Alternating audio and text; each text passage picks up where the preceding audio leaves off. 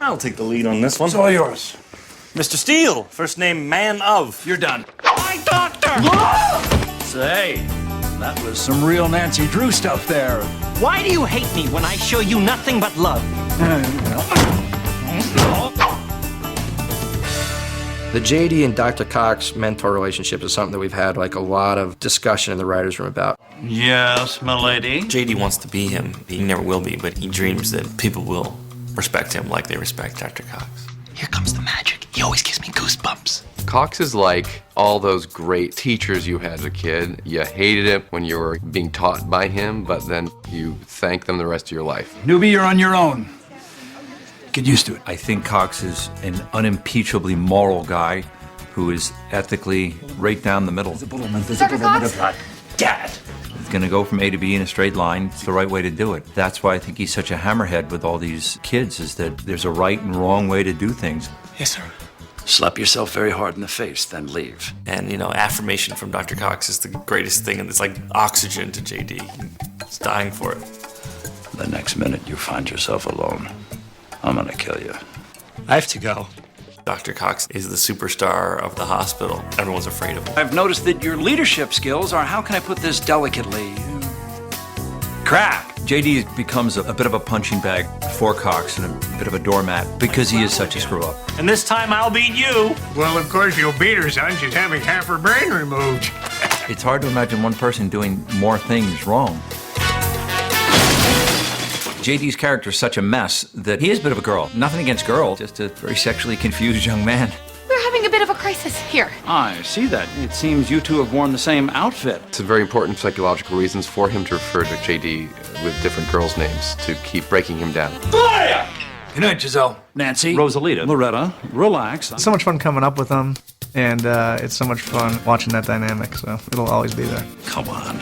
I know you're scared, and a lot of times you feel like a little girl in a big gal's body. He's primarily interested in having Dr. Cox be his medical guru, but I think on some level, J.D. is very literally looking for like a father figure type. Sometimes Dr. Cox is all over me, like every second of my life. Why do you keep talking about your boss like he's your father? Remember recently deceased dad? In My Cake, one thing it did do was give us an opportunity to see how Dr. Cox would step up given a true personal crisis in J.D.'s life. Dad died. When J.D. really needed somebody, and it was clear that his brother wasn't going to step up and be there for him, that Dr. Cox rallied the brother, and they were both there for them in their own way in the end. Let's break down the kid's support system, shall we? He's got me, an emotionally crippled narcissist, and he's got you, an emotionally crippled narcissist, who's soaking in a tub of what by now has to be mostly your own urine. As much as Cox is the reluctant mentor and father figure, when he's really needed, he'll come in and he'll be that guy. We always say with Johnny C, it's a cup of sugar, a cup of dirt. Where's your dad?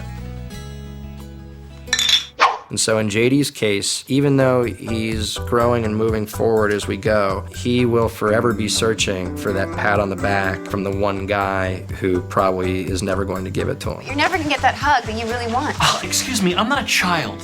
I'm a doctor. And I'll get that hug. That hug he's always wanted, I don't think he's ever going to get that hug. And we've made the hug like this, holy grail and this unattainable thing. So, it's one of those things that feeds on itself. The more you don't get the hug, the more important it becomes. Oh my God, it's finally happening. Don't miss a moment. Take it all in. Zach's character does something right. Cox encourages him to do it, and he does it. And Cox goes to almost give him a pat, but he can't because it felt like a big fat lie if I gave him a pat for doing a stupid procedure. Because he was just a little pissant. This moment is so great. I'd cheat on that other moment from before, marry this one, and raise a family of tiny little moments. It's one of the driving dynamics on this show is J.D. seeking out approval from his mentor. Impress me. Oh, I'll impress you. The J.D. Dr. Cox relationship is the heart relationship of the show. It's always going to be J.D. wanting Dr. Cox's approval.